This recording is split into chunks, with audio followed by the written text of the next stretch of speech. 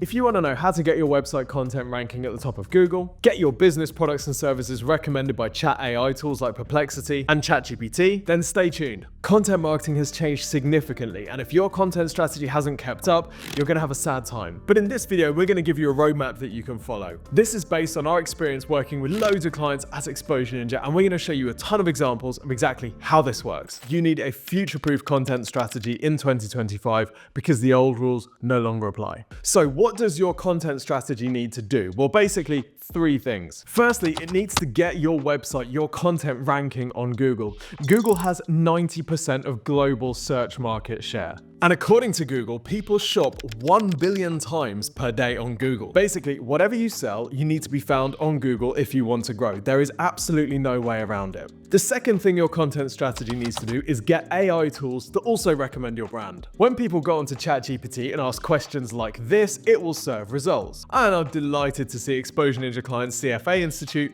being ranked top of this particular answer. The growth of tools like ChatGPT and Perplexity is astounding. This is undoubtedly where the future of search is going. So we want to make sure that our content strategy works for Google today, and also tools like ChatGPT and Perplexity, which represent the future. The third thing your content strategy needs to do is often overlooked, and that is to actually convert readers of your content into customers. It's all well and good getting ranking on Google. It's all well and good getting ChatGPT to recommend you. But if people land on your website, read your content, and don't purchase, the whole thing is completely pointless. You've just wasted time producing that content, increasing your hosting bills without generating any business from it. So we need to keep these three things in mind as we're going through today's video. Rank on Google, get AI tools to recommend us, and convert people who actually land on our content and read it. All right, first pillar, EEAT. With the volume of AI content dross being produced, Google needs to figure out what good looks like. You will have heard of EEAT, but just in case you need a refresher, it stands for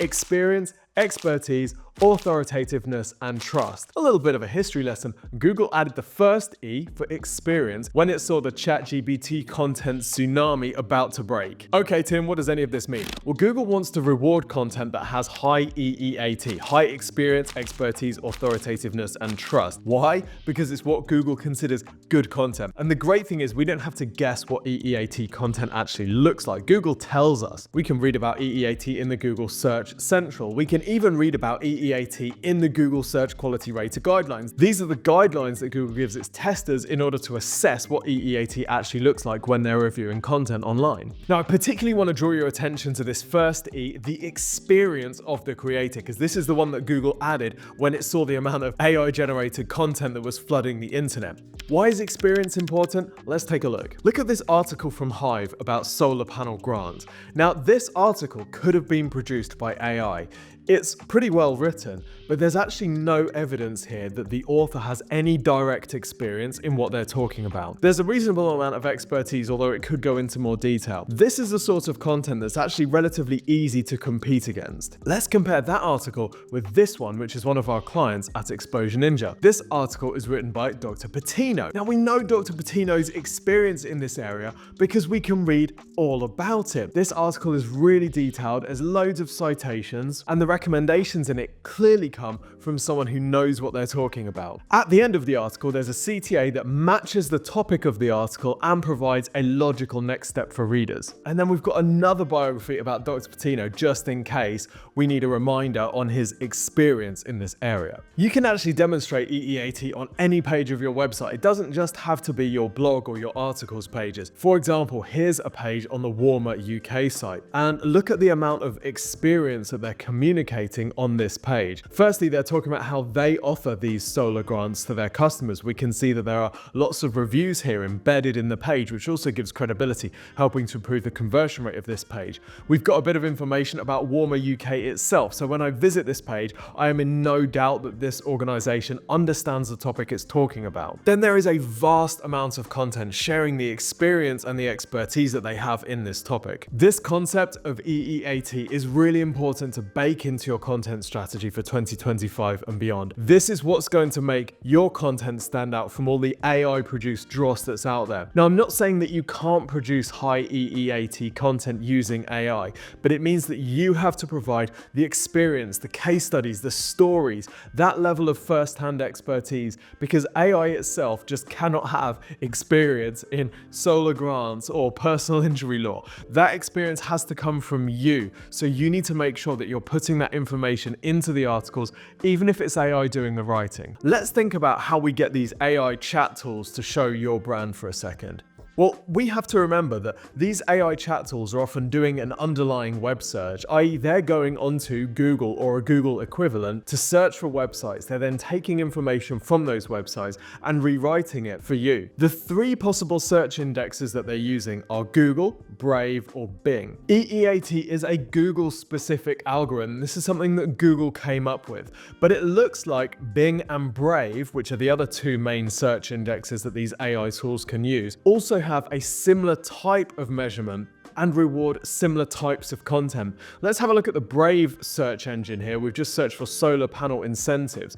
And if we click on these guides, we can see that these guides also demonstrate some of the qualities of EEAT. This one is written by, we've got the author here, and we can click on the author's name to read about them. We can see that this person has very relevant experience in this space. And this is a very well-written, well-researched article that links to its sources and does a really good job of demonstrating that the writer knows what they're talking about. This doesn't come across as AI produced at all. It comes across as really high expertise. The second pillar of your content strategy is going to be interactive content. This is stuff like calculators, interactive maps, assessments, quizzes, basically things that your users can play with and get customized results from. This can be really engaging. It can keep people's interest. It can also recommend them particular products and services of yours. It can also act as bait for digital PR, which we're going to come back to a little bit later. The most important thing, of course, is to make sure this interactive content actually makes sense and is useful for your audience. So let's take a look at a couple of Exposure Ninja client examples. Here I am on the DSLD mortgage site, and we built them this amazing USDA eligibility map. So this is a type of home loan or home mortgage that some people are eligible for in the US. And this map is to help people work out whether they might be eligible for it. Now you can see the areas in red aren't typically eligible. So I'm just going to do a demo search. Now, being from outside the US, the only zip code most people outside the US know is 90210. So I'm going to try that. And sad times, our friends in Beverly Hills are not eligible for USDA loans.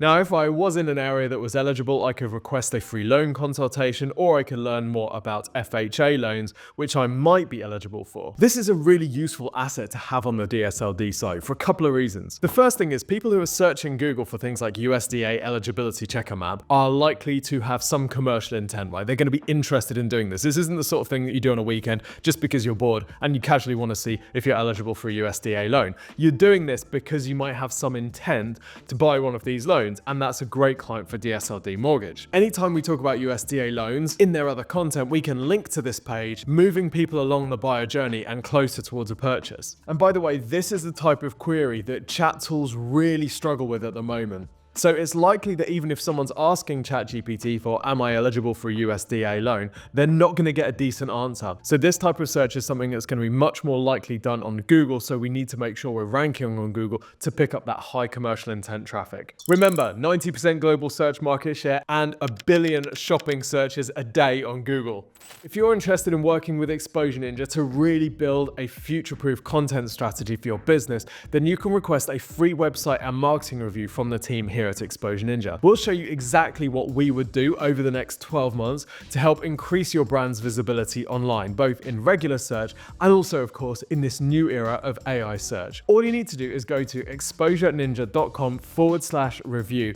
Tell us a bit of information about your marketing goals and your current business situation. We'll then prepare that review and send it over to you as a video, usually within 2 to 3 working days. This service is completely free of charge, but not everybody is eligible. So you you do need to apply for this at exposureninja.com/review. Another example is this personal injury calculator that we built for our client Patino. So this helps you work out how much you could be entitled to in your personal injury claim. Again, this isn't the type of thing that you do just because you're bored. This is likely to be used by someone who has been in an accident and wants to know what their compensation would be, i.e. a perfect potential client for Patino. It's also the type of thing that chat tools would generally do a very poor job of because they miss some of the regional nuances in this type of query. Again, we can also get it ranking on Google, picking up any traffic from people who are searching for this type of calculator. But remember, the goal isn't just to produce some interactive content for the sake of it. We've got to think about the pain points and our customer journey so we can provide them some interactive content that actually makes sense for them and moves them closer to a purchase with us. Okay, the third pillar of your content strategy for 2025 and beyond has to be digital PR.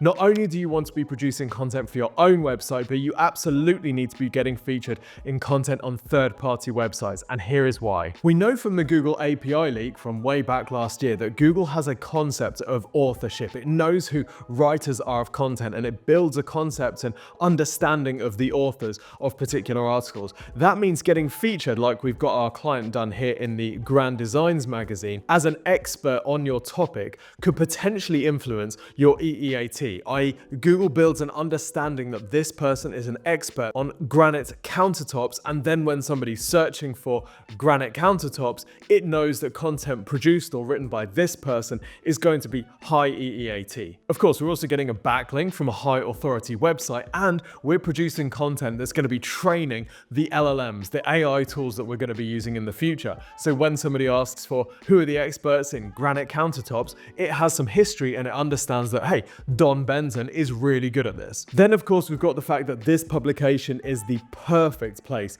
for this type of business to be seen. Grand Designs magazine is read by people who are considering home renovations, and here we are providing granite countertops, talking about how to clean your granite countertops. We are presenting this business as an authority on this topic in front of the perfect customer for this business. But there's another angle for digital PR which is potentially even more significant in the future. We got our client Zugu Case featured in this ZDNet article about the best iPad Air cases. Now that's great, that's fantastic. ZDNet is read by lots of people. They will be promoting it across all of their social channels. This type of article can get picked up in Google's Discover feed. There's loads of benefits to this type of coverage. It's great and everyone loves to see their brand and their product recommended like this. But there's another huge benefit to this. Take a look. When somebody searches on Perplexity for what are the best iPad Air cases, guess which sources Perplexity is using as the basis of its recommendations? Yes, ZDNet. Lo and behold, its top recommendation is the Zugu iPad Air case because we got it featured in that ZDNet article. If we think about the future of search, where we might have AI agents going off and doing their research for us,